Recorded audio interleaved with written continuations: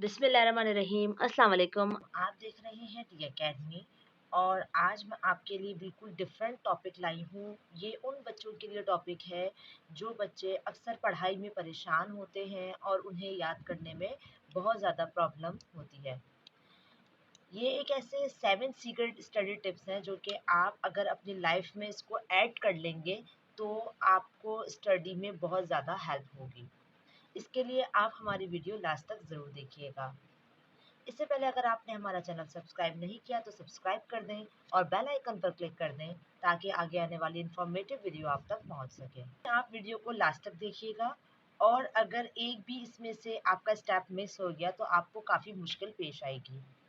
सबसे पहला जो हमारा टिप है वो ये है कि जब भी आप पढ़ने के लिए बैठें तो एक अपना लोकेशन जो है आप डिसाइड कर लें कि आप इसी जगह पर बैठेंगे पढ़ने के लिए।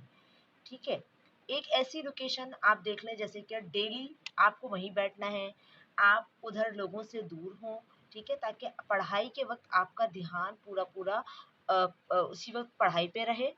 इसके अलावा जो ये लोकेशन का मैं आपको बताऊं खास वजह क्या होती है, आप अक्सर कभी नोट भी कीजिएगा।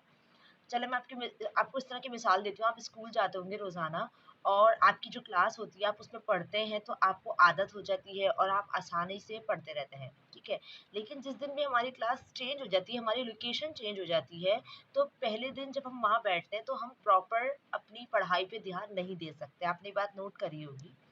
तो इसीलिए लोकेशन डिसाइड करने का मकसद ये होगा कि आपकी आदत बन जाए कि आप जब यहाँ बैठेंगे तो आपको यहाँ पर पढ़ना है और आपकी आदत इसी तरह पे बढ़ती जाएगी। सही। दूसरी टिप जो है वो ये है कि आप अपना एक टेबल बना लें। मतलब एक टेबल है आपका कि आपको इधर ही बैठ के पढ़ना है, साथ में आप अपने वहाँ पर स्टेशनरी और ज़रूरत की हर चीज़ आप अपने वहाँ पे मौजूद हो।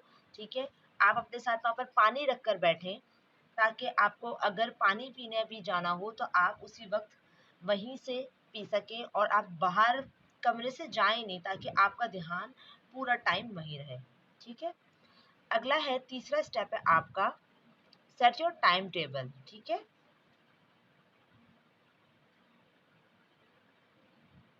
टाइम टेबल से मुराद ये है कि आपको जो भी आपका सिलेबस है, जैसे जो भी आपके सब्जेक्ट्स हैं, आप उनका नाम लिखें कि आपको इस दिन 1 घंटा आपको इस चैप्टर की पढ़ाई पढ़नी है, याद करना है। अपना कोई भी एक स्केड्यूल बनाएं आप। इससे क्या होगा कि आपको जो भी सब्जेक्ट को पढ़ना होगा पहले से आपको इसका आइडिया होगा कि मुझे अभी क्या पढ़ना है और आपको याद करने में आसानी होगी। इसके बाद आप करेंगे आपका जो स्लीपिंग टाइम है। ठीक है, स्लीपिंग टाइम आपके लिए बहुत ज़्यादा इम्पॉर्टेंट है क्योंकि आप जो अपना टाइम बना लेंगे, आपको अगर सुबह आप 7 बजे उठते हैं स्कूल जाने के लिए तो आप डेली 7 बजे उठ रहे हैं, और अगर आपका सोने का वक्त रात को 10 बजे है या 12 बजे है, जो भी आपका टाइम है, आप जिस टाइम पर भी सो रहे हैं तो अपने स्लीप टाइम को पूरा कंप्लीट करें। इससे हमारे दिमाग पे, हमारे जो दिमाग ब्रेन के नर्व्स होते हैं, इन पे बहुत ज़्यादा असर पड़ता है और हमारे जो दिमाग की डेवलपमेंट होती है बच्चों की, वो बहुत ज़्यादा स्पीड में बढ़ती है। आपने अक्सर ये बात सुना होगा, खास करके ज़हीन बच्चों के मुंह से, कि हम तो बहुत जल्दी रात को सो जाते हैं। आपने ये अक्सर सुना होगा।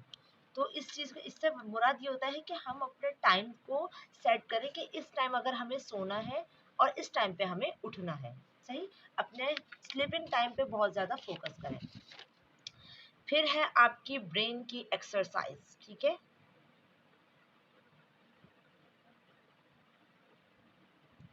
ब्रेन एक्सरसाइज से मुराद ये है कि आपकी ये जो फिंगर टिप्स होती हैं आप इसको प्रेस करें, ये ब्रेन की एक्सरसाइज होती है।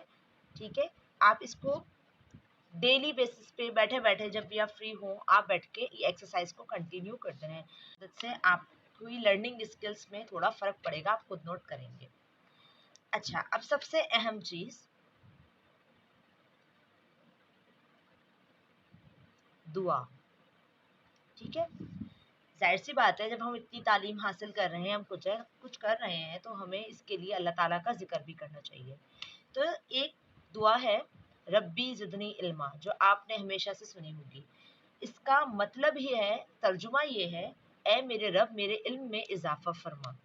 तो जितने भी स्टूडेंट्स हैं ये इस दुआ को ज़्यादा से ज़्यादा पढ़ा करें, अपनी आदत में शामिल करने के अल्लाह ताला आप लोगों के इल्म में इजाफ़ा फरमाए।